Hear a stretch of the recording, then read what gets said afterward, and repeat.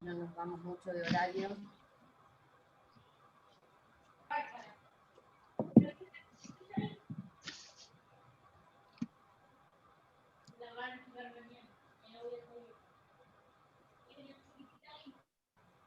¿La viste o no? Está ahí donde está el jugador de fútbol, ahí abajo.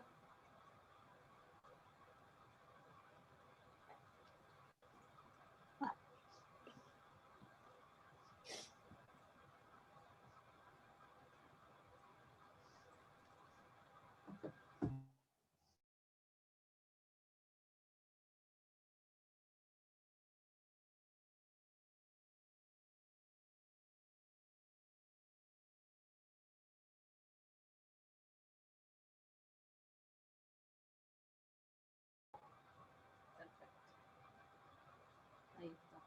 Bárbaro, ¿me escuchan bien ahí? Sí, bárbaro, genial. Bueno, vamos a empezar entonces. Mientras tanto, los que se van sumando se pueden ir sumando. Voy a empezar a compartir la pantalla.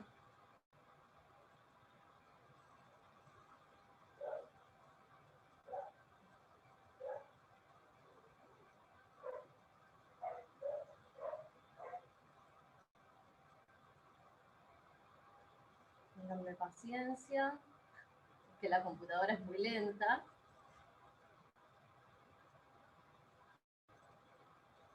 Pero ya podemos empezar.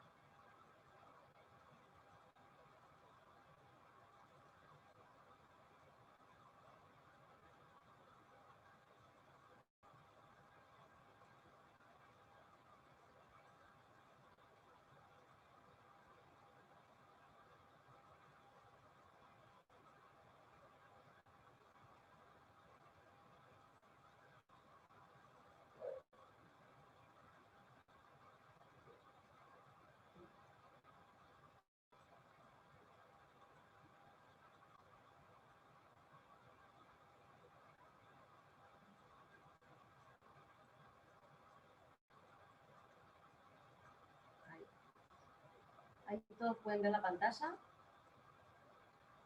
Háganme con un dedito o algo. Ahí, ¿Sí? ahí sí, ahí sí. Perfecto, buenísimo. Bárbaro. Bien, bueno, preparé esta charla un poco motivada por un libro que conocí el año pasado, que es la recopilación de todo lo que tiene que ver con los incunables de la litografía, documentos que se creían perdidos y que tienen que ver con los primeros impresos e inclusive con archivos relacionados a la vida de Alois Senefelder. Este libro lo editó y lo compiló un litógrafo que se llama Jürgen Seidler. En 2019 lo pude conocer, me regaló su libro y es un trabajo sumamente interesante porque tiene archivos que no aparecen en ningún otro tipo de libro o publicación.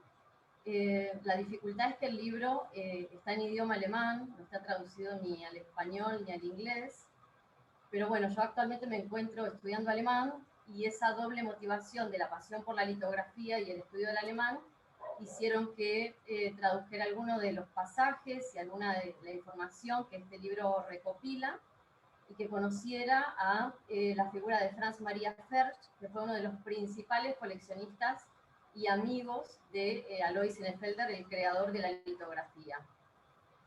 Me interesaba también compartir un poco todo lo que tiene que ver con el origen geológico de la matriz litográfica, la caliza, que se extrae de la cantera la principal cantera está en Solnofen, hay otra en Jura. También desmistificar un poco esta idea de que la cantera, muchos la creen agotada, y en verdad es una cantera que está en funcionamiento, y gracias a la gente de Lithographic Stone Bavaria accedí a un archivo de más de 150 fotos y algunos videos de los orígenes históricos de esta cantera. Bueno, voy a ir avanzando un poquito. Bien. Bueno, como todos saben, el creador de la litografía es el alemán Alois Senefelder. Alois nació en Praga. Él no tenía nada que ver con el mundo del arte. Espérenme que no los veo. Él no tenía nada que ver con el universo del arte, sino que estaba estudiando para jurista, para abogado, y cuando fallece su padre era dramaturgo y actor, decide encontrar una manera para publicar piezas de dramaturgia. Si nos ponemos un poquito en contexto, pensamos que para 1796, que es el año donde Alois descubre la litografía,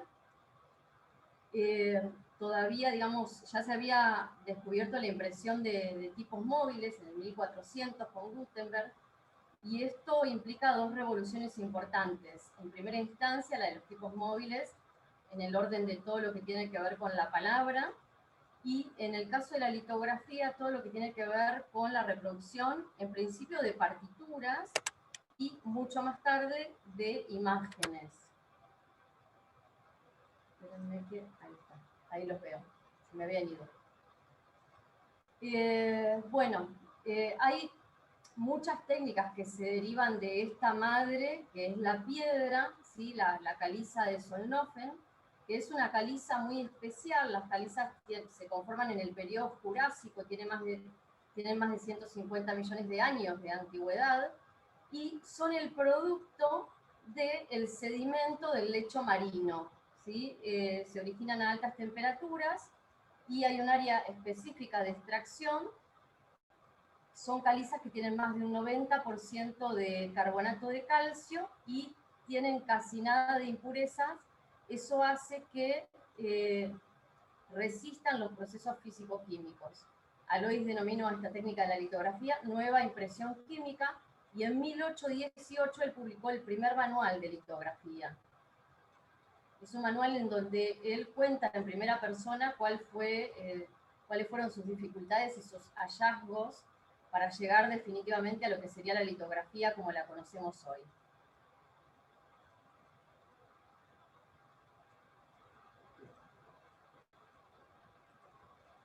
Bien.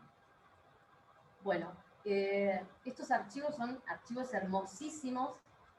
No pude poner todas las fotos, pero después, si tenemos tiempo, las voy a ir pasando, porque el archivo completo es súper extenso, pero en este caso son los trabajadores de las principales canteras en la ciudad de Solnhofen, en Alemania, y esto es parte de lo que les contaba, ¿sí? La principal cantera está en la zona de Ermutad, Alemania.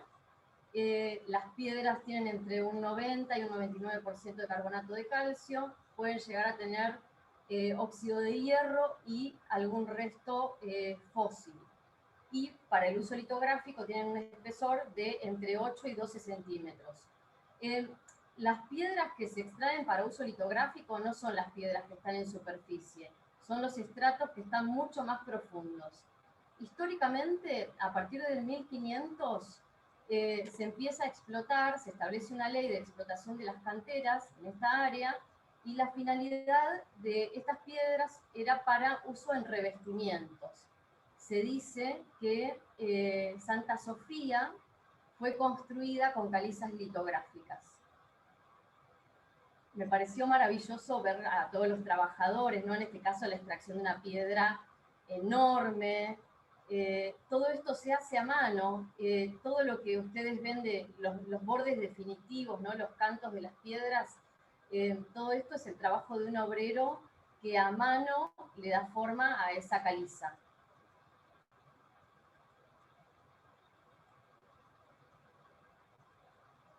Bien, bueno, acá es un poquito de lo que venía contando, ¿no?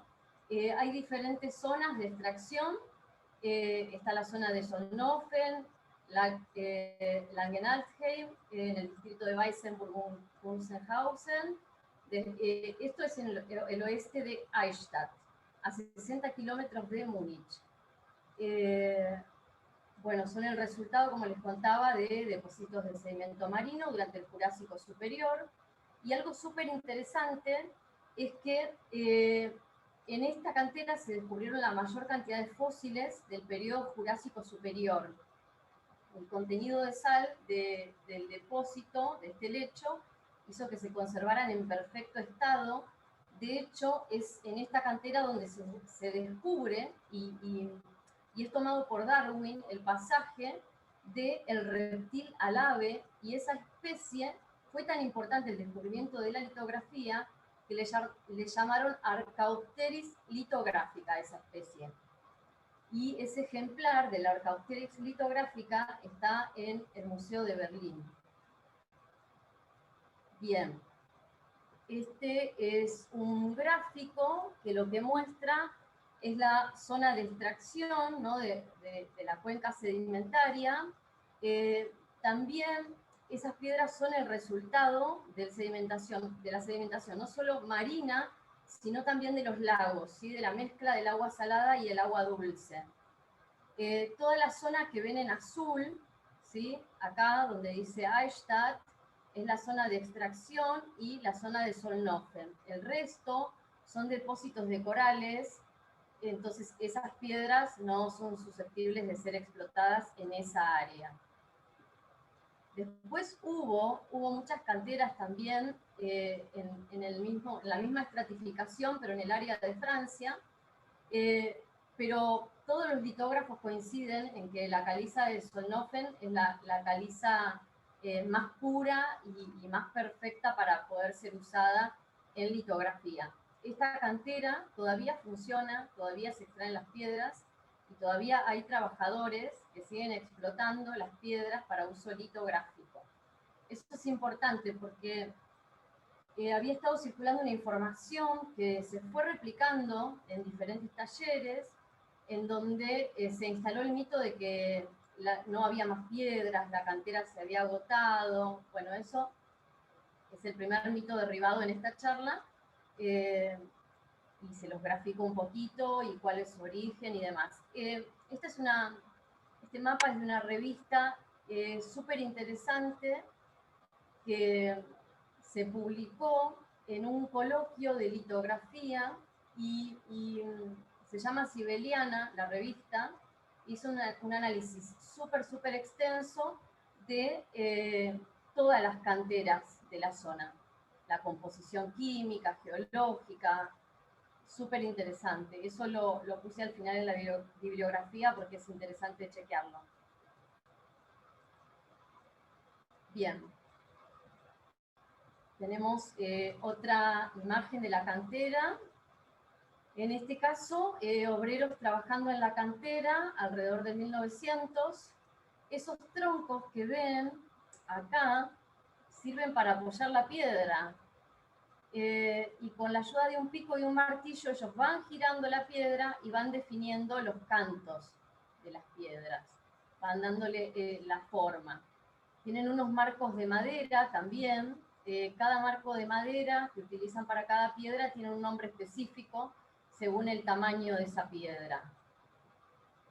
Bueno, acá les contaba, ¿no? Y están los datos, que a partir de 1596 se obtuvo el primer permiso para explotar las canteras y para regular esta situación, porque había bastante tasa de extracción y se requirió de un control para la explotación de las calizas.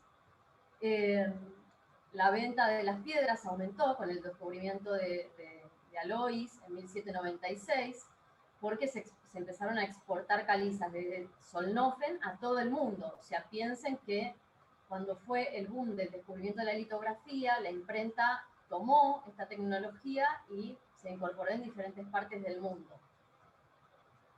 A partir de 1857, bueno, aumentaron su valor exportando piedras de litografía a todo el mundo, como les decía. Y transportaban las piedras en caballos, ¿no? Cuando las extraían también. No sé si puse esa foto, pero es una foto muy, muy bella. Y bueno, mucha gente tuvo el placer de visitar la cantera. Bien, esta es la especie que le decía, en el Museo de Berlín se encuentra esta especie que está en perfecto estado. Si ustedes lo ven, pueden ver perfectamente cómo se conservó.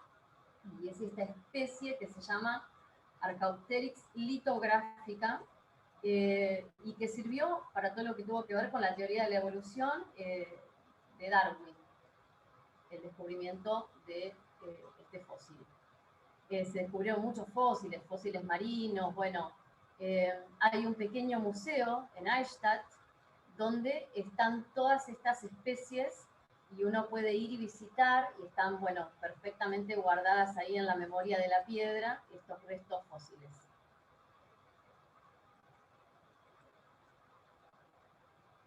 Bien, hablando de las características de las piedras se diferencian por color y según el color que tengan responden a un periodo de formación distinto.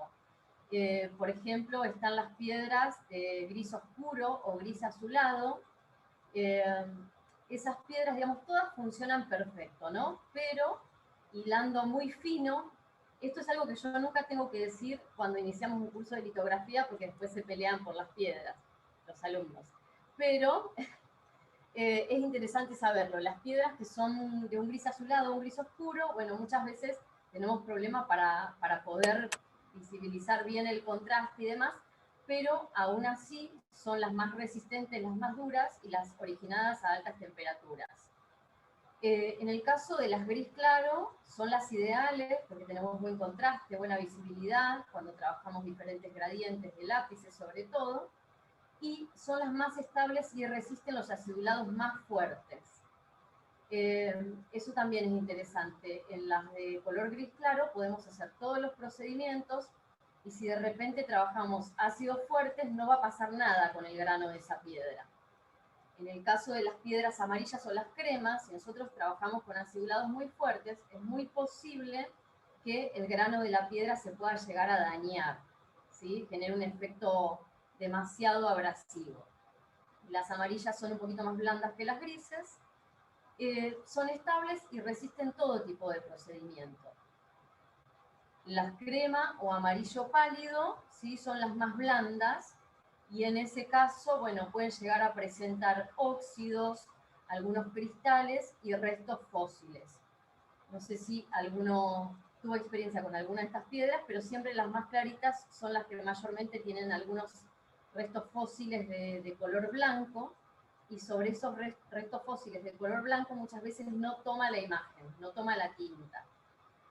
Eso es lo que pasa cuando aparece algún tipo de fósil en la piedra. También nos pueden aparecer vetas, alguna traza de alguna veta de un mineral o de un óxido, y muchas veces eso va a interferir en el resultado final de la estampa. Si tenemos en cuenta esto, igual todas las piedras las podemos usar, pero sí está interesante conocer las propiedades de cada una, saber que algunas tienen mayor dureza, otras menor dureza, algunas resisten mejor los ácidos y otras menos, ¿sí?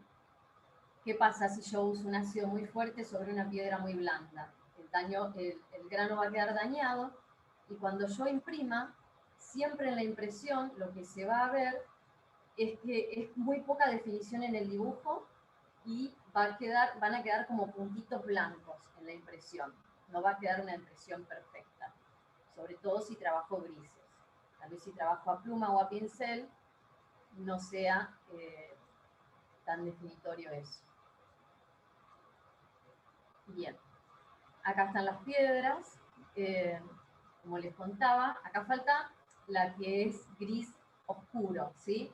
Está la de gris claro, está la amarilla y está la amarilla crema. Están las tres. Y abajo una foto de las piedras cuando recién las sacan de la cantera, ¿sí?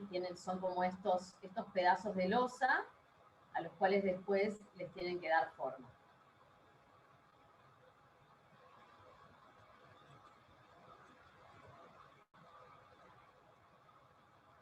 Bueno, y acá volvemos un poco a las propiedades y a las características de la litografía. ¿Por qué Alois Senefelder llama la litografía nueva impresión química? En principio tenemos que definir que la litografía es una técnica planográfica, ¿sí? Donde no hay ni incisión ni relieve, y que se basa en principios físico-químicos de repulsión entre grasa y agua. Nosotros para generar dos zonas en la piedra, vamos a necesitar utilizar dos elementos que van a estar siempre en el taller, que son la goma arábiga y el ácido nítrico. Esos dos elementos nos van a permitir definir dos áreas en la piedra, el área o la zona hidrófila y el área o la zona oleófila, ¿sí? Amante de la grasa y amante del agua.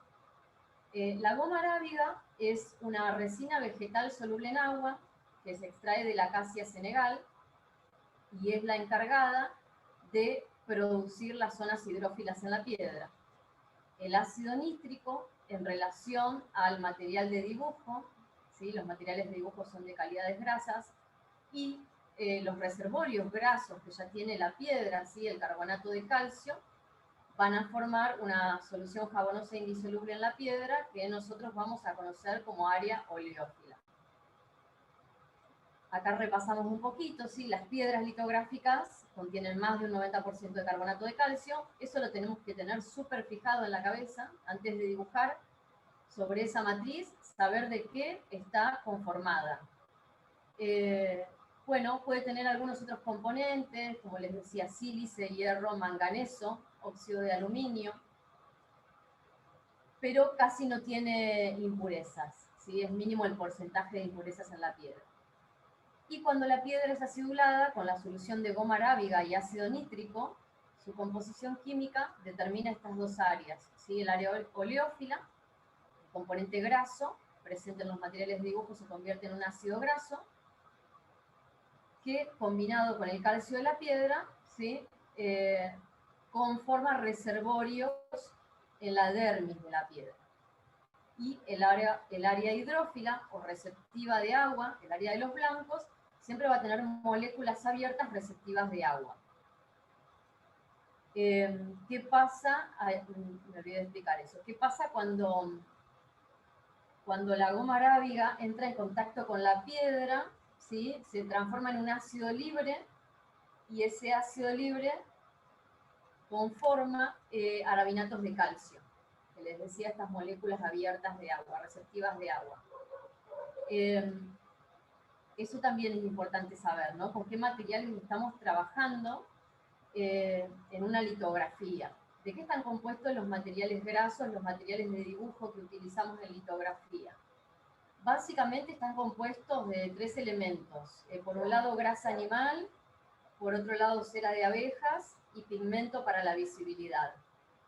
En el caso de los lápices que son más duros, por ejemplo, los lápices número 5 o un lápiz copal, tienen algún porcentaje de resina, por ejemplo, pueden llegar a tener resina colofonia, pueden tener también cera carnauba, y el material propio de los lápices copal o los lápices duros es el copal, que es una resina. Cada uno de nosotros puede fabricar estos materiales. Bueno, de hecho, en el primer libro de Senefelder hay recetas de estos materiales y hay muchos manuales antiguos donde está la receta de Senefelder para los crayones, la receta de Le Mercier, que era un impresor francés, y se pueden fabricar. Nosotros, en el taller de litografía de la Cárcova, una vez al año, hacemos la experiencia con los alumnos de fabricar los crayones litográficos. Cualquier material de uso graso, de todas maneras, funciona sobre la piedra, ¿sí? La piedra es receptiva de grasa. Hay variantes, también hay materiales de uso alternativo, como lo es el lápiz dermatográfico, crayones escolares, delineadores de ojo, que también tienen como un alto porcentaje de grasa y se pueden utilizar para dibujar sobre la piedra. Hay diferentes materiales alternativos que también se pueden utilizar sobre la caliza y la caliza es receptiva de ellos. Bien. Este gráfico, no sé si lo van a ver también, pero se los voy explicando. En este caso, este es un gráfico que está en el libro de Tamarin, que es casi la Biblia de la litografía. Y lo que muestra este gráfico básicamente es el comportamiento de la piedra, este cambio molecular que produce la piedra que yo les estaba contando antes, ¿no? Cómo se establecen en la piedra de manera físico-química estas dos áreas, la hidrófila y la oleófila. En el primer gráfico lo que tienen es el grano aumentado de la piedra y estos puntitos negros que ven arriba son el material de dibujo, ¿sí? El material graso, que está en superficie de la piedra. En el segundo gráfico lo que tenemos es la piedra ya en el proceso acidulado, en el primer proceso acidulado, donde la goma arábiga fue absorbida, ¿sí? Por la piedra, ya no es, o sea, ustedes la van a ver en superficie a la goma, pero también va a estar por debajo, ¿sí? Formando esos arabinatos de calcio que yo les decía. Y lo mismo el fantasma graso, ¿sí? El reservorio, esta solución jabonosa indisoluble, que ya se establece también en el área más superficial de la piedra y que hace que la imagen se mantenga durante todo el proceso de impresión. El tercer gráfico lo que muestra es el comportamiento de la piedra durante la impresión. Este ya es como un poco más abstracto explicárselos. Me parece que ya con los dos primeros está bien, pero todo esto que les estoy mostrando acá está en el libro de Tamarin. Esto para que lo tengan en cuenta si lo quieren mirar. Es súper interesante. Bien. Sobre todo a mí me parece siempre entender que lucho con esto en la enseñanza y en la transmisión de todas las técnicas de grabado, entender que las técnicas de grabado no son recetas de cocina. Tiene que haber un entendimiento de los materiales, de las cosas que vamos a utilizar, saber un poco cuáles van a ser los comportamientos, qué tipo de tintas, de qué están compuestos los materiales que utilizamos, porque eso siempre nos va a generar independencia a la hora de crear. Bien, bueno, acá una breve biografía de lo que ya les había contado, ¿no?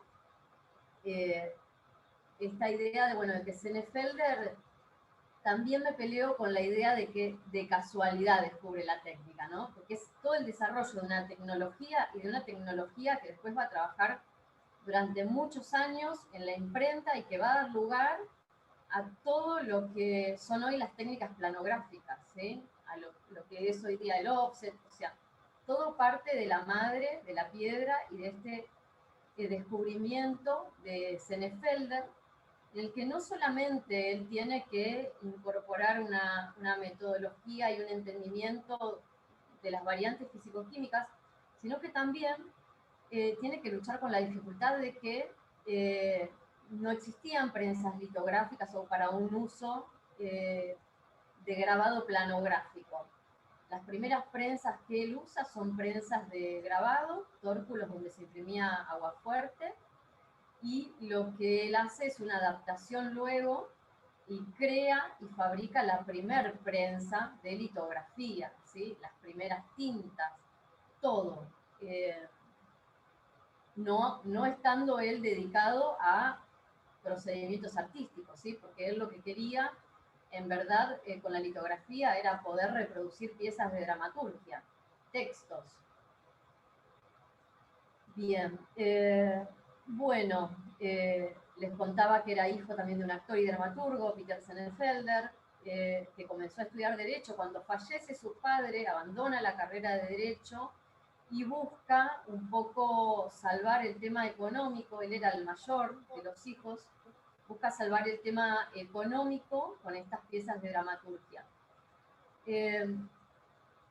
También en 1818, publica el Tratado de Impresión Litográfica, que es el primer libro que existe de litografía, donde habla en primera persona del descubrimiento.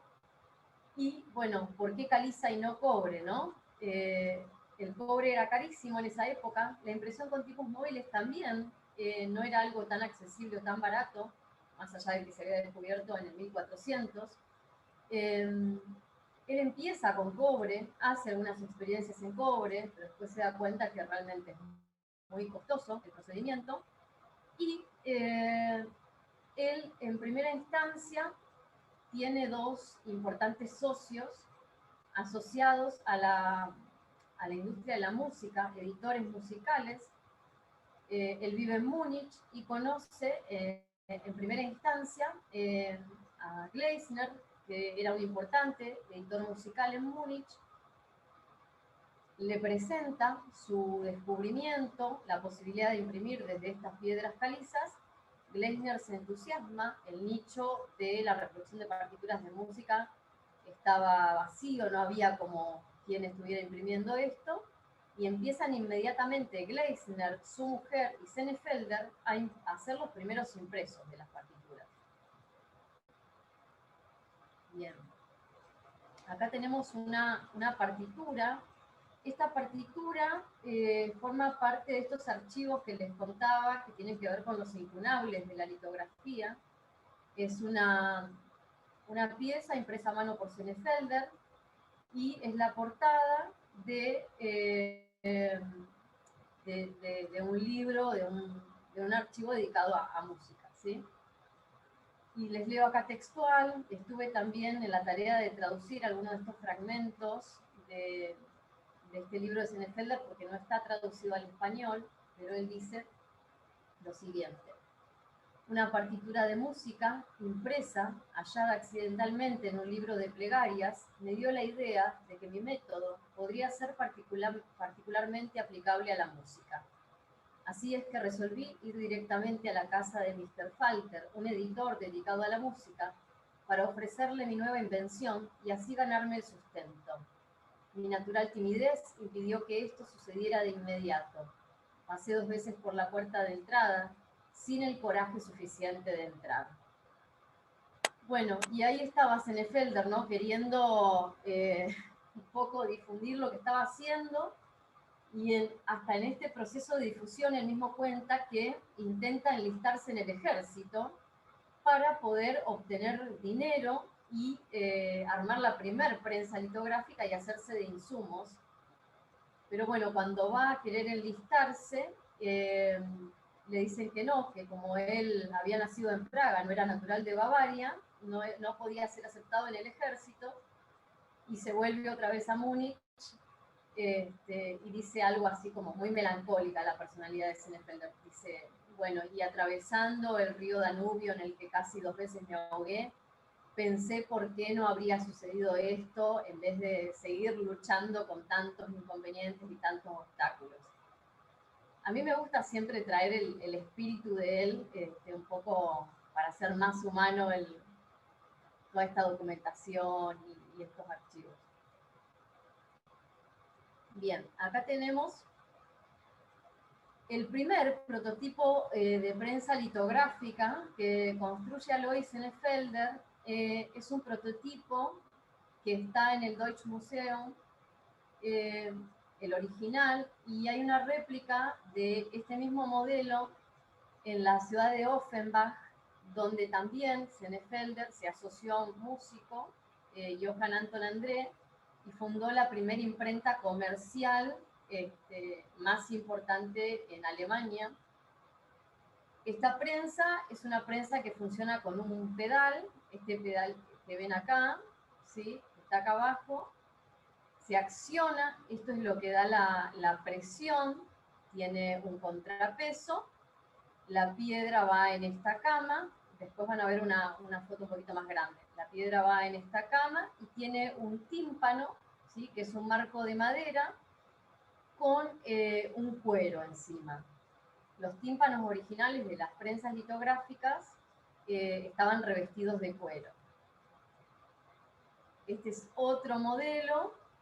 Le llamaban prensa de horca a este primer modelo hecho en madera. Es una prensa bastante alta. En 2017 tuve la oportunidad de viajar a este lugar, a Offenbach, y ahí pude usar esa réplica de prensa de Senefelder y ver cómo era un poquito el funcionamiento.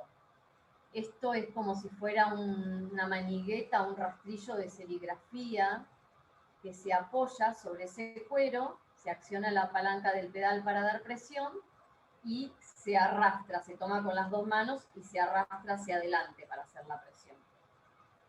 Bueno, y acá algunos gráficos, ¿no? Y algunos modelos de esta prensa, que se llama prensa de Orca, el primer modelo construido por Senefelder.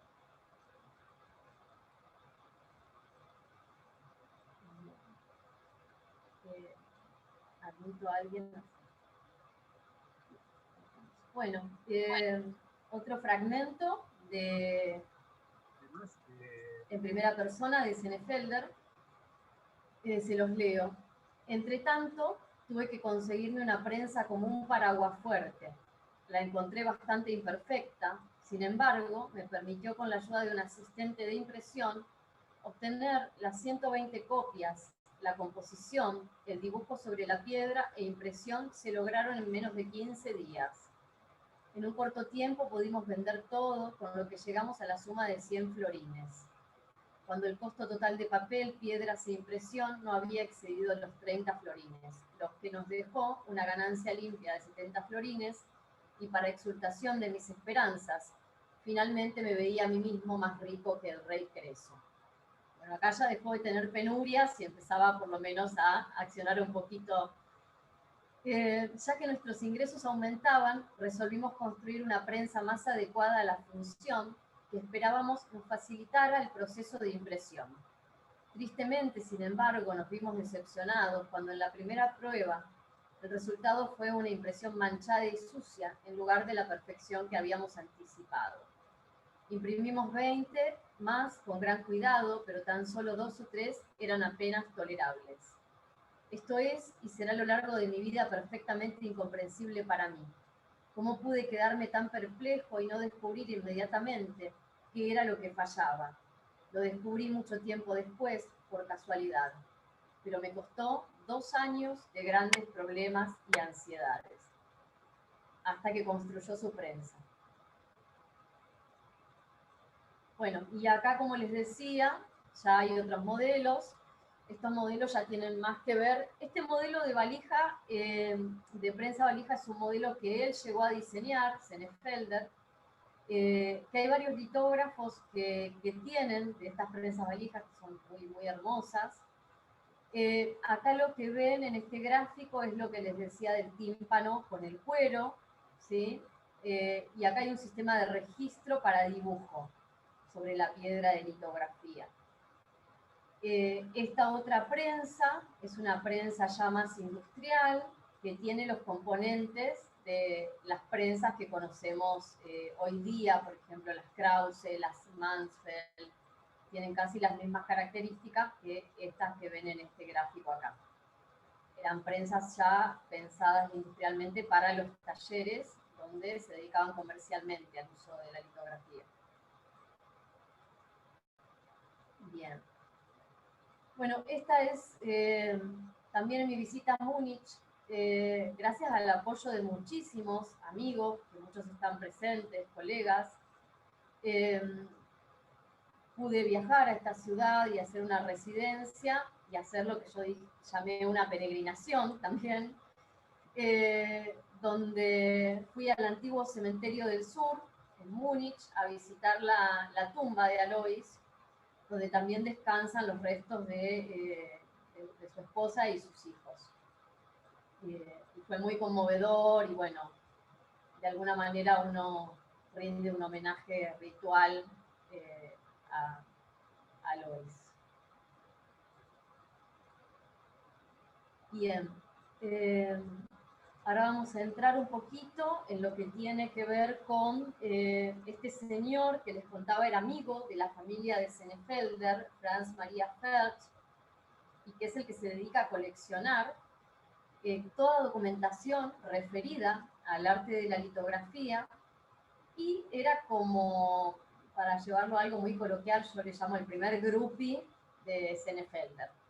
Él fue el primer groupie de Senefelder, al punto de que él llegó a coleccionar, ¿sí?, el cráneo de Senefelder y los huesos del brazo derecho de Senefelder, incluidos, bueno, muchos documentos que que tenían que ver con las patentes, cuando rápidamente se empieza a expandir y se empieza a ver que esta tecnología de la litografía funciona, Senefelder viaja a muchos lugares para vender la patente de su descubrimiento.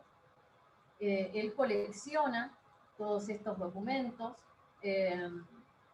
Bueno, Franz Maria Ferch era un erudito coleccionista de muchas otras cosas, además de la litografía.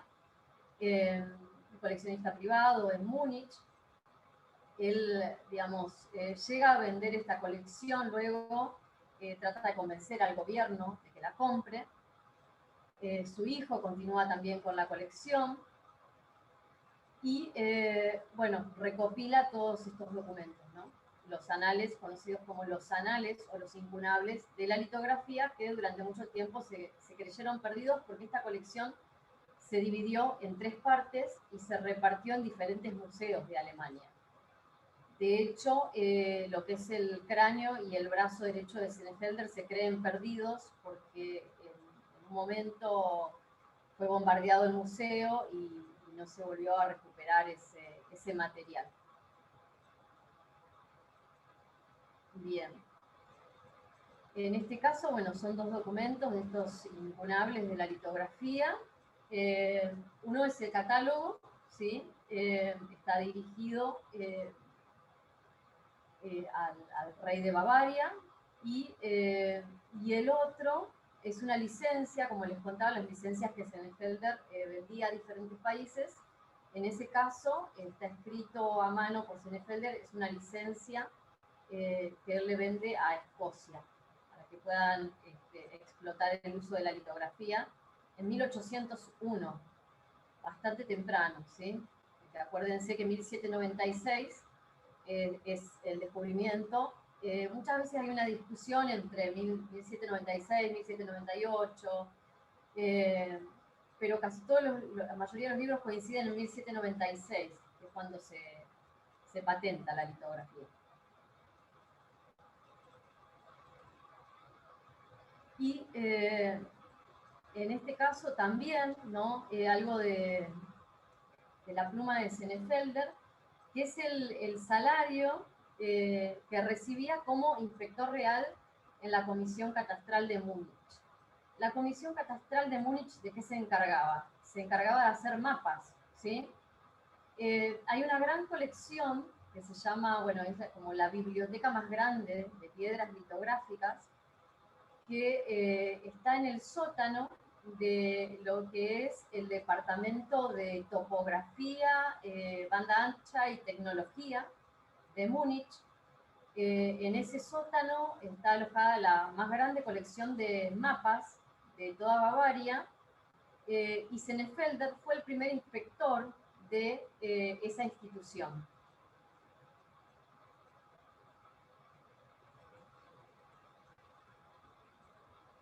Bien, bueno, acá un poquito lo que les contaba, ¿no? ¿Qué pasaba con esta colección de Ferch? En el Estado se discutió por primera vez en 1847, cuando Ferch intentó obtener un subsidio. En ese momento, él preparó un informe para la Academia de Ciencias y la respuesta fue que no tenían los fondos suficientes para publicar esto, ¿no? Finalmente, en 1856 publicó el inventario, que es la página que veíamos antes, al mismo tiempo que la colección se empezó a dividir. Como les decía, el Estado compró una parte, se exhumaron el cráneo y los huesos, con permiso de la familia, en 1846, una máscara mortuoria de Senefelder, un busto y la primer prensa litográfica, que la primer prensa sí está en el Deutsche Museum, y los anales de la litografía permanecieron en esta colección familiar, y finalmente fueron vendidos, fueron comprados por el Estado, se trasladaron a la Academia de Ciencias y al Conservatorio General de Colecciones Científicas del Estado.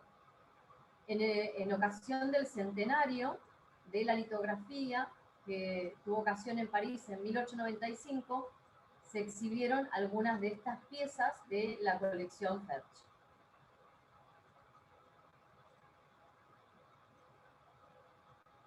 Bien. Este es en el lugar donde se celebra el Oktoberfest, que es un predio enorme, enorme, enorme. Hay toda una galería de bustos de alemanes ilustres y este es un busto de Senefelder, de esa galería. Es una foto que pude sacar visitando ese espacio. Y les leo algo que escribió Ferch en el cráneo de Senefelder. Este extraño cráneo del inventor inmortal está entre los ricos y únicos incunables completos existentes de la litografía y otras invenciones de Senefelder que el mismo rey compró al coleccionista para formar parte del Gabinete de Ciencias del Estado. Bueno, esta foto pertenece al sótano del Departamento de Topografía, Banda Ancha y Tecnología de Múnich, y es este sótano donde están la colección de todos los mapas de Bavaria. Bien. Bueno, en el sótano de la Oficina Estatal de Digitalización, Banda Ancha y Topografía de Baviera, en Múnich, hay un archivo protegido por la Ley de Monumentos, único en el mundo por su tipo y extensión. Estas piedras reflejan la cartografía de toda Baviera desde 1980 en un archivo protegido por ley. Ustedes saben que se declaró hace poquito en Alemania por la UNESCO Patrimonio Cultural Intangible a las técnicas de impresión. Esto es muy interesante porque pone en valor todo el acervo referido a la historia de las técnicas de impresión y además se estableció el día de el grabado donde se celebra, se abren todos los talleres y se hacen demostraciones también en los museos por el día del grabado. Este archivo consta de 26.637 piedras litográficas. Desde sus orígenes forma parte del Departamento de Agrimensura Oficial de Baviera y hasta bien entrado el siglo XX su función se estableció para la reproducción de mapas y planos. 18.019 piedras catastrales del Estado Libre de Baviera, 2.727 piedras catastrales de Sachsen-Meiningen, 2.582 catastrales del Palatinado, 563 piedras catastrales de Sajonia-Coburgo y 2.743 son otras piedras de mapas superiores, mapas generales e inclusive mapas también fluviales.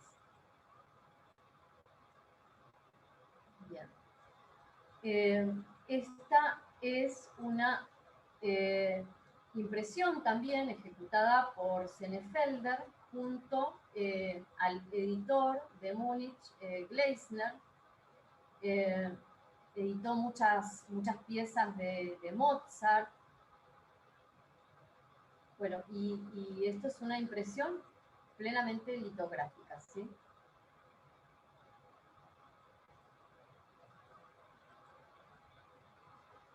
Bien. Bueno, les decía, los primeros usos comerciales tuvieron que ver con esta relación de los músicos, los editores musicales, y les voy a leer textuales palabras de Senefelder. Una de aquellas veces que pasé por la... Bueno, esto ya se lo leí, perdón. Sin mucha demora le ofrecí mis servicios, le llevé algunas pruebas e impresos que de inmediato tuvieron la aprobación de él y de su esposa, admiraron la pulcritud y la belleza de los impresos, así también como la celeridad que permite el sistema de impresión, y sintiéndose halagado por la confianza y preferencia que le brindé, propuso emprender la tarea de impresión de sus partituras.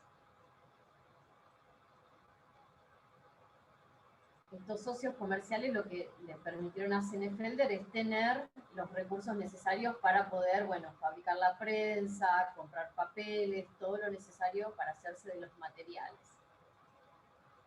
Bueno, después de un tiempo en Múnich, Senefelder viaja a la ciudad de Offenbach, es una ciudad que está cerca de Frankfurt.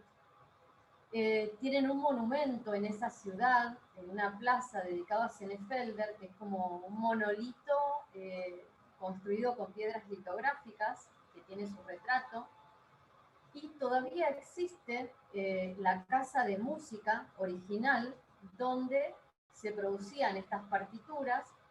Este es un retrato de Mr. André, que fue su socio en la ciudad de Offenbach, y sus descendientes todavía llevan adelante esta casa de música, y tuve el placer de conocer a uno de los herederos de Mr. André en esta visita a Offenbach. Es igual a su antepasado, y en la parte de atrás de la tienda tienen piedras originales de aquella época. También está en la ciudad de Offenbach la fundación Senefelder, donde ellos tienen esta réplica de la primer prensa y una importante colección también de piedras, de las primeras piedras y de algunas estampas. Bueno, acá una frase que me parece inspiradora de él, y donde él dice: deseo que la litografía pronto se extienda por el mundo, le brinde a la humanidad diversos usos a través de muchos productos y se utilice para su mayor refinamiento, pero nunca se utilice indebidamente para un propósito perverso. Me pareció así muy, muy romántico y propositiva esta frase de Senefelder. Bueno, ¿qué pasa con la litografía, no? Porque muchas veces tenemos en el campo del arte esta idea de que hay procedimientos obsoletos y procedimientos nuevos o contemporáneos, y muchas veces se entra en una polarización. Yo personalmente lo que creo es que se puede innovar a través de la tradición, que justamente Senefelder nos marca un poco esto, porque si bien él experimenta y desarrolla todo su trabajo con la caliza, ya en 1818 escribe sobre la posibilidad de reemplazar la caliza por metales. La litografía comercial o litografía en piedra deja de funcionar en la imprenta, queda obsoleta y es tomada luego como un recurso, un lenguaje artístico. ¿Qué pasa con este acervo, no? ¿Cómo se transmite, se documenta? Todavía en Argentina, si bien hay muchos escritos y muchas investigaciones, hay mucho archivo, hay mucha piedra que proviene de la imprenta que todavía no está documentada, incluidas las piedras que tenemos nosotros en el Museo de la Cárcova.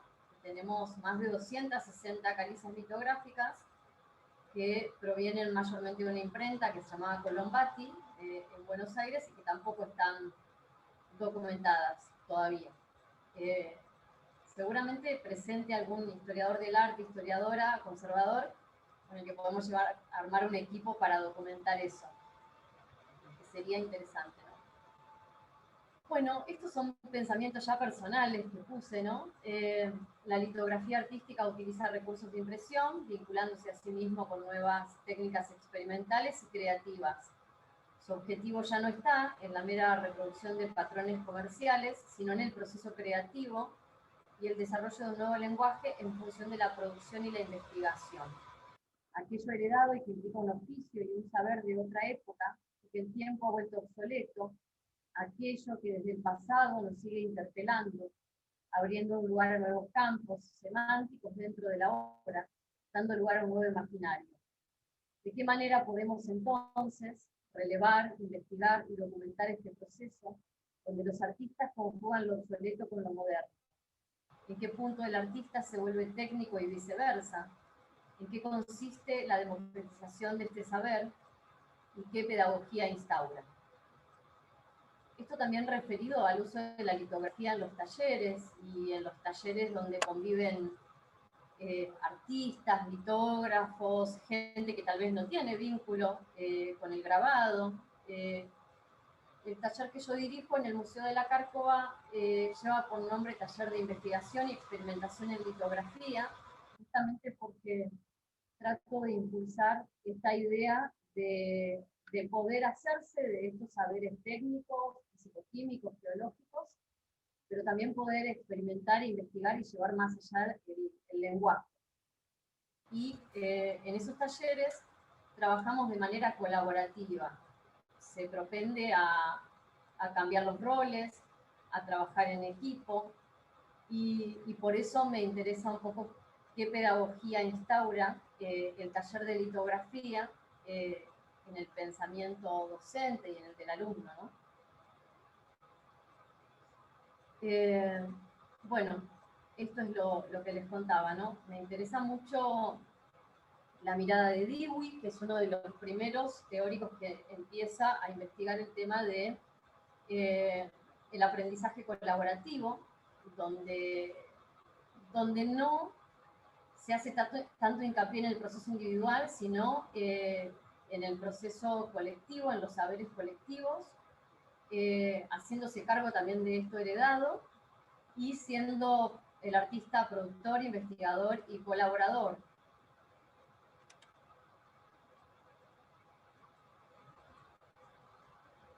Bien, en este contexto, donde pensamos este nexo entre la tradición y la innovación, aparece la figura de dos mujeres importantes en Estados Unidos que me interesó mencionar para llegar un poco a la actualidad, que son Tatiana Grossman y June Wayne.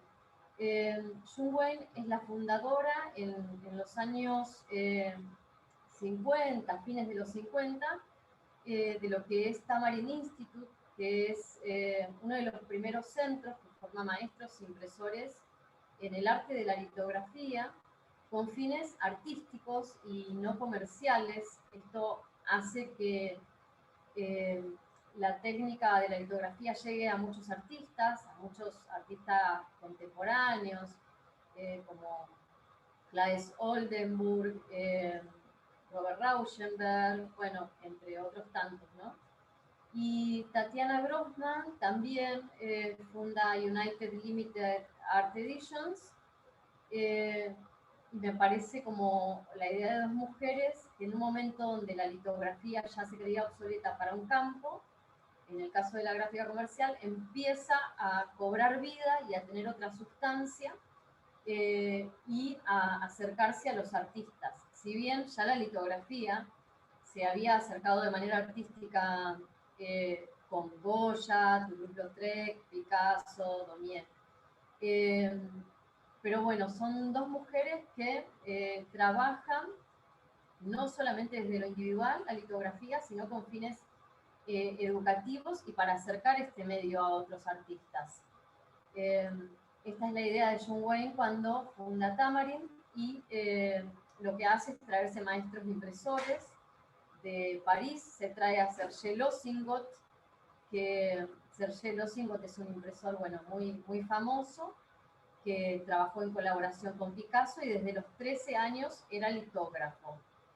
En el caso de Tatiana, ella era ilustradora y trabajaba creando reproducciones, hasta que en un momento el director de un museo le dice: no me interesan las reproducciones, me interesan los originales, y por casualidad da con unas piedras litográficas en la vereda de sus vecinos, se compra una prensa de litografía y como su marido había sufrido un ataque cardíaco, tenían que sacar adelante la economía del hogar y empiezan a hacer ediciones litográficas para artistas.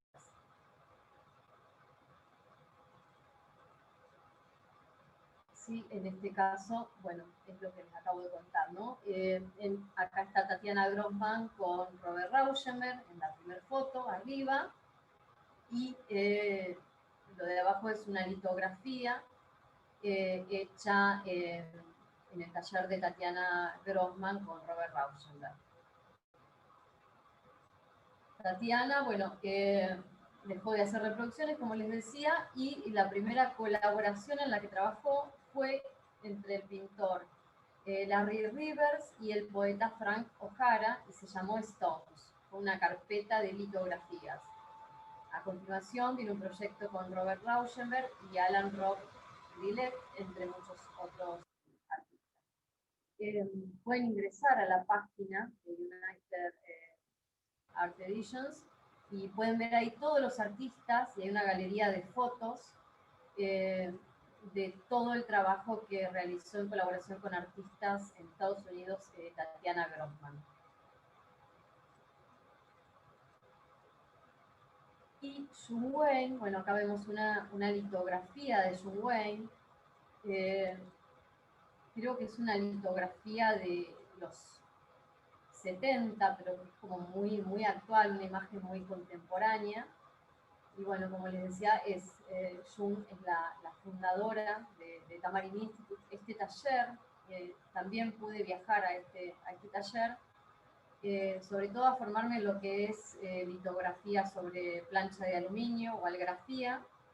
Ellos tienen diferentes programas educativos, tienen el Professional Training Program, que es un programa bastante extensivo de litografía sobre piedra, y después talleres de verano, donde uno puede aprender esta variante de litografía en aluminio.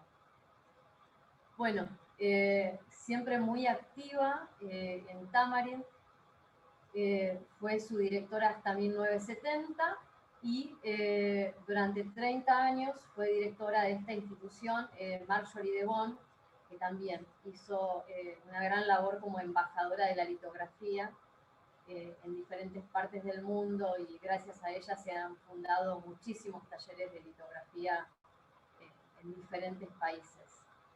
Me pareció como muy inspirador poner estos dos espíritus de estas dos mujeres fuertes, que muchas veces la litografía fue un reducto, un espacio destinado a lo masculino, sobre todo por el esfuerzo físico que conlleva, y sin embargo, bueno, actualmente está en manos de muchas mujeres la litografía y la revitalización de estos saberes, para que estos saberes no se pierdan. Bien. Bueno, la bibliografía está muy chiquita, se las voy a mandar por correo, porque no lo van a poder ver. Y un agradecimiento final, bueno, a Lois Enefelder, para mí alma inmortal y guía, a todos los maestros y maestras que me hicieron amar el arte de la litografía, a Jürgen Seidler, creador del libro de los anales de la litografía, que fue el que me regaló este ejemplar. Lo tengo acá, en la ciudad de Bernsdorf, a la cantera de Solnofen por todos los archivos que me han enviado, a mis profesores de alemán, que me ayudan a comprender un poquito más y a animarme a traducir algunas cosas, y a todos los colegas y amigos que apoyaron mi último viaje a la ciudad de Múnich. Así que muchas gracias. Vamos a dejar de compartir ahora. Ahí estamos. Perfecto. Bárbaro. Bueno, ahora sí podemos activar los audios si quieren. Esperen de dónde los activo, o los activa Dini. Pueden activarse solos ahora. Genial, ahí está. Adelante. Bueno, entonces, ahora si hay alguna pregunta o algo, tenemos como un tiempito para conversar y preguntar cosas, si quieren.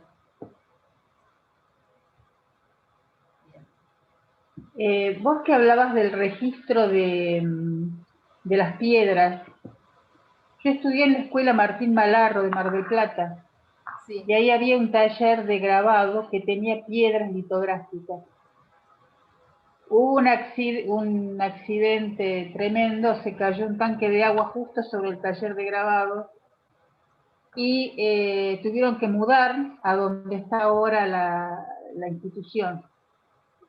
El tema es que la prensa sé que se perdió, pero no sé qué pasó con las piedras. Eso, no sé si vos tenés contacto con la gente de ahí, podrías Tengo contacto, averiguarlo. sí, se podría averiguar. Tengo contacto, sí. Yo tengo contacto con mi profesor de grabado, pero ya está jubilado, así que no sé, yo le puedo preguntar también, ¿viste? Las vamos a rastrear, las vamos a rastrear. Sí, sería bueno porque alguien las tiene que usar. Sí, seguramente. Bueno, Que no- gracias por el dato, sí. o reactivar el taller de piedras. o reactivar el taller de litografía de la escuela, ¿viste?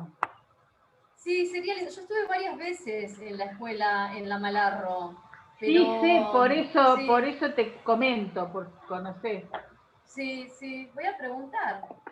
A ver quién tiene esas piedras. Hay Capaz, historias muy locas de piedras, ¿eh? claro, eso se consiguió a través de una imprenta que cerró Claro. y le donaron las piedras. Sí, hay historias muy interesantes de piedras. Sí. Bueno. ¿Alguien tiene alguna pregunta más por ahí?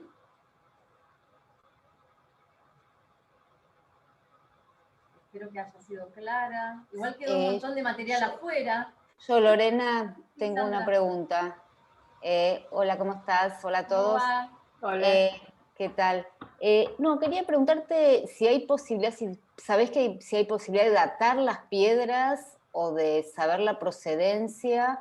De pronto vos decías, bueno, estas 200 piedras que hay en la Cárcova o en distintos lugares, ¿qué tipo de investigación vos pensás que se podría hacer con respecto a las piedras? Porque te digo, a mí me interesa muchísimo. Sí, yo creo que hice un llamamiento a vos cuando dije Sí, eso. me sentí interpelada, absolutamente. Bueno, yo creo que se pueden datar, a mí me gustaría triangular, me encanta lo interdisciplinario, por eso me interesó poner en la charla también el origen geológico, histórico, todo esto, ¿no? Yo creo que se podría, en principio lo que hay que hacer es ordenar, catalogar, o sea, hacer un registro, porque hay muchas etiquetas muy interesantes, inclusive documentos bancarios muy antiguos en las piedras. Tal vez con ayuda de un geólogo podemos determinar algunas cuestiones. Yo creo que se podría armar un equipo y bueno, esto lo podemos charlar después, pero... Y armaremos un proyecto. Un Perfecto. proyecto, sí. Excelente. Y aplicamos a un fondo y excelente. Lo hacemos. Excelente. Totalmente. Sí. A mí no me dan los tiempos a veces porque estar a cargo de un taller, que a veces es muy movido el taller, hay varios alumnos por acá, uno está siempre en la prensa imprimiendo, uno está siempre chequeando los procesos de cada uno, si le pusieron más ácido, menos ácido, cómo. Eso es muy movido y a veces queda muy poco tiempo para dedicarse a ordenar, a limpiar, a documentar. Se necesita como más, un equipo más grande para poder hacer algo así específico. Sí. Buenísimo. Genial. Cuando no hay hola, ¿cómo estás? Hola, Cuando no hay pandemia, ¿cómo es la modalidad en la Cárcova? Bueno, en la Cárcova tenemos taller anual. Taller anual quiere decir que el taller está abierto todo el año y que los alumnos pueden venir un mes, 2, o todo el año, o 3 o 4 años, como hay alumnos que hace 3 o 4 años que ya están. Ahí está Florencia Sechi que me pone caras, que creo que lleva 4 o 3 años ya en el taller. Y después tenemos también intensivos en las vacaciones de invierno y en las vacaciones de verano. Esos intensivos son intensivos de 2 días, 5 horas cada día, donde vemos un poco todos los procedimientos en la piedra, inclusive llegamos a ver algunas correcciones, o sea, 2 estados de la misma matriz. Sí. Y también Pero hacemos charlas también- abiertas, tenemos la noche de los museos, y en la noche de los museos hacemos una actividad, el taller está abierto, y todos los alumnos que forman parte del taller ese día imprimen etiquetas antiguas y la gente puede acceder y ver cuál es el proceso de impresión de una litografía. Sí. Sí, una pregunta, perdón.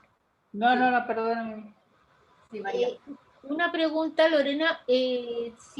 Bueno, yo soy de Santiago de Chile, tengo mi pequeño taller de litografía.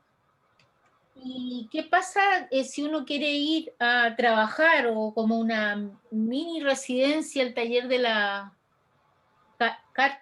¿cómo se llama? Cárcova, sí. Sí. Bueno, ahí eso ya está un poco más dificultoso, se puede combinar, pero bueno, el taller de la Cárcova depende de la Universidad Nacional del Arte. Y como es un lugar institucional, nosotros tenemos como cosas fijas, digamos, programas fijos, pero todavía no implementamos desde las residencias. Sí, el año pasado empezamos con una serie de artistas invitados. De todas maneras, es algo que se puede gestionar con tiempo. Se puede gestionar. No está establecido institucionalmente todavía, pero sí se puede gestionar. Hicimos el año pasado todavía me queda hacer la edición porque nos agarró la pandemia, pero para el artista argentino Daniel Santoro empezamos a hacer un proyecto en colaboración. Él vino a dibujar las piedras y después el taller, bueno, se ocupa de lo que es la edición, la impresión de las piedras. Ajá. Bien. Ok, gracias. Me queda ahí como también proyecto a desarrollar. Ajá. Y vos decías que algrafía también se puede hacer en la Cárcova en el verano. Sí, también algunos intensivos doy de todo lo que son las técnicas planográficas, que los estuve dando todo este año, bueno, en pandemia, armé un programa online de técnicas planográficas, donde estuvimos viendo 4 técnicas planográficas, litopoliéster, hay alumnos acá también del taller online, litopoliéster, algrafía, fotolitografía y litografía sin agua. Ese es un taller que lo vuelvo a repetir ahora en noviembre, y donde vemos, son 4 clases con videotutoriales, material teórico y clases en línea, más un classroom donde hacemos las correcciones de los trabajos que va desarrollando cada alumno. Pero fuera de la pandemia, bueno, vamos a volver, sí, al formato presencial que tanto extrañamos porque somos más analógicos que virtuales, todos. Bien. Vos ¿Alguna otra? podés mandar la información de estos talleres que decís online. Sí, voy a aprovechar que tengo todo el mailing de esta charla y les envío estos talleres online que van a ser, comienza el de técnicas planográficas el 11 de noviembre.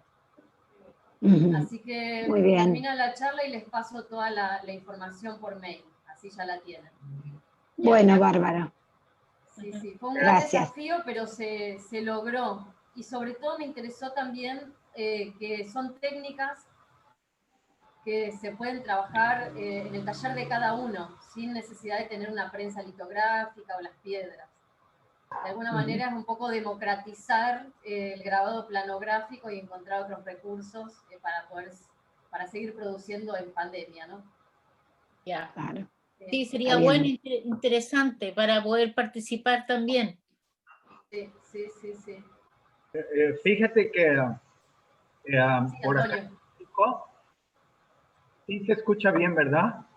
Sí, perfecto. Lo que pasa es que acá está lloviendo mucho y entonces la lluvia hace que suene muy mal el micrófono, ¿no?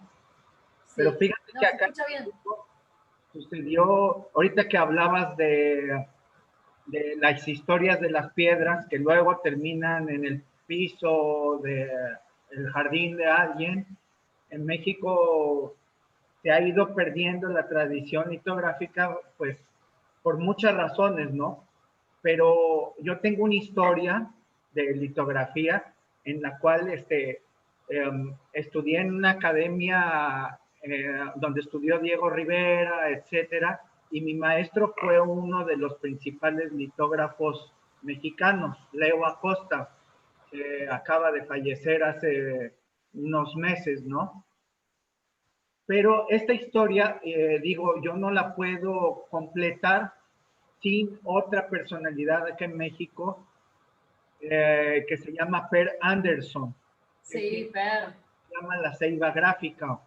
Sí, sí. Y él descubrió una piedra que, digamos, no es una piedra litográfica, pero es una especie de mármol que le llamamos el mármol mexicano. Tiene características muy similares a la piedra alemana, ¿no? Entonces, Per Anderson ha hecho una labor titánica, incansable, es un viejo incansable que se ha dedicado a fabricar papel, construir prensas, hacer rodillos de los clásicos, en fin, o sea, yo le llamo el sucesor de Alois Enefelder, ¿no? Sí, eso es increíble lo que contás, el trabajo de Per en la Ceiba. Sí, porque él, como decís, fabrica los rodillos de cuero de la manera tradicional. Ha conseguido este convenio con los hoteles para que las toallas que no sirven se conviertan en papel, en pulpa para el papel. La verdad es que él roba toallas y sábanas por todo Guatepec. Eso es muy genial. Yo hace poquito, al principio de la pandemia, por esta cosa de incertidumbre, que no sabíamos bien si iba a durar un mes, 2 meses o cuánto, nosotros teníamos planeado hacer el segundo encuentro de litografía en Buenos Aires, dedicado específicamente a las mujeres en la litografía.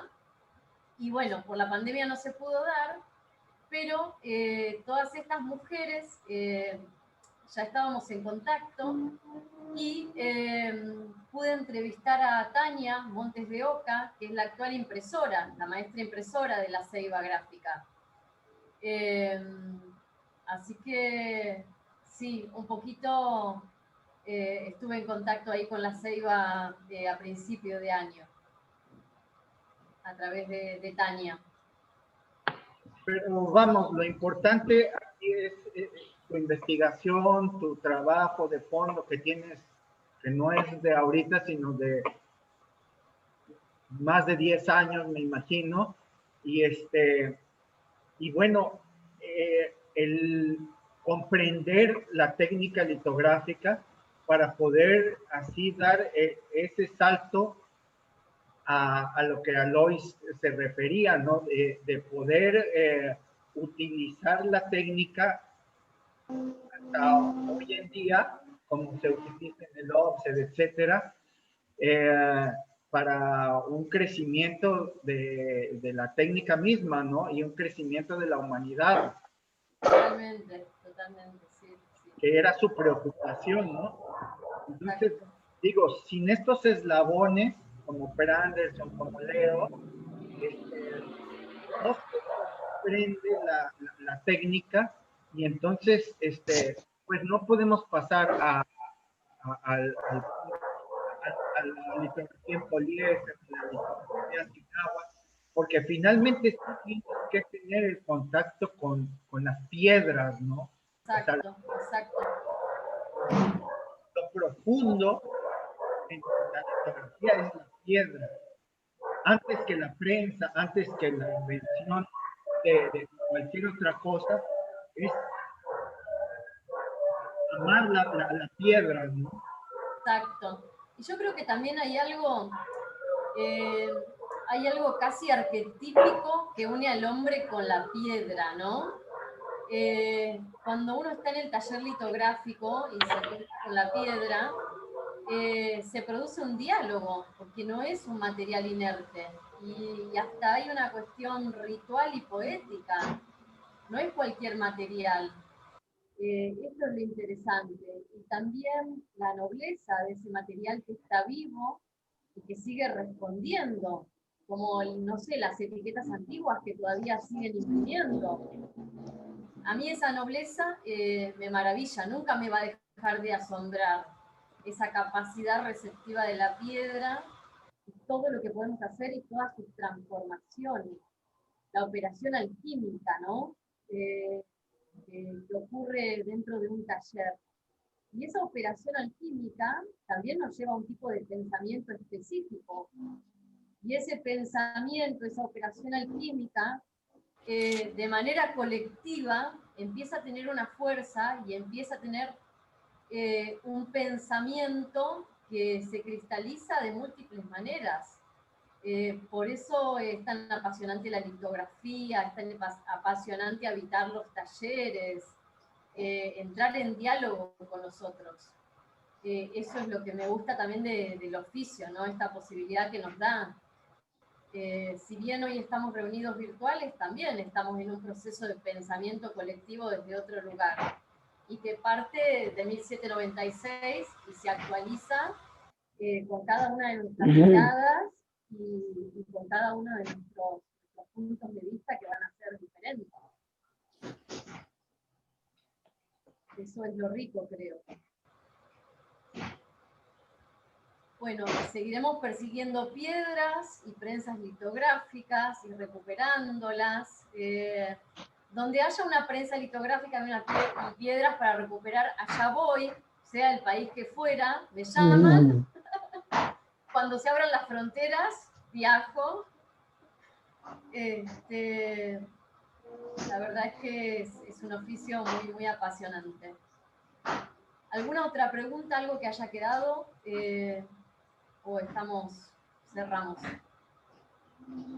Bueno, darte las gracias por todo lo que nos has compartido hoy día, también por tu experiencia que has tenido, estuviste ahí en Alemania, que bueno, yo sé que estuviste ahí en la residencia, así que gracias por compartir todo tu conocimiento.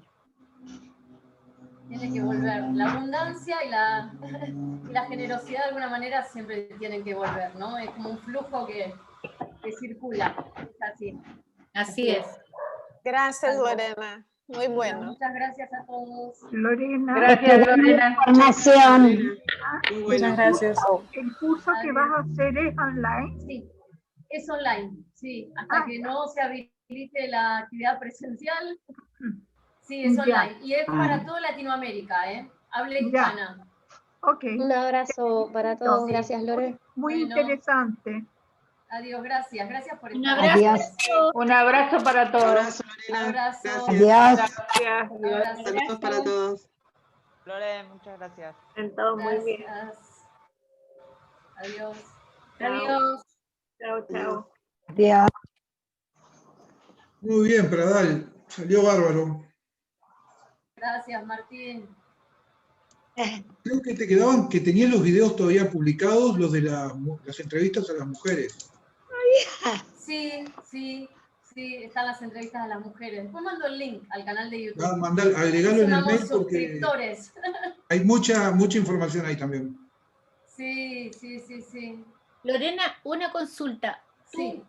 ¿Vas a enviar de lo que tú estuviste poniendo hoy día, envías a los correos alguna información? Voy a enviar lo de los talleres y después cuando esté la grabación de la charla la vamos a publicar. Ya, perfecto. Sí, también. Ya, sí. Gracias. Bueno, gracias. Chao, Lore. Que estés Chao, muy Virginia. Chao. Ojalá pueda cruzar pronto a Chile. Ojalá, aquí te esperamos. Sí. Para que vayamos a comer mariscos cuando se pueda. Por favor, unos piscos y unos mariscos. Hola, Virginia. Sí. Hola, María Teresa. Ya nos veremos. Ya nos veremos, nosotros estamos más cerca, más fácil. Sí, Sí, así es. Claro, ustedes están ahí nomás. Sí, ahí nomás, pero nosotros no podemos cruzar a Santiago. No pueden todavía. Todavía no. No. Esperemos bueno. que pase. Gracias, Lorena. Un abrazo. Estamos viendo. Chao, Gerardo, gracias. Chao, chao. Pasen muy bien.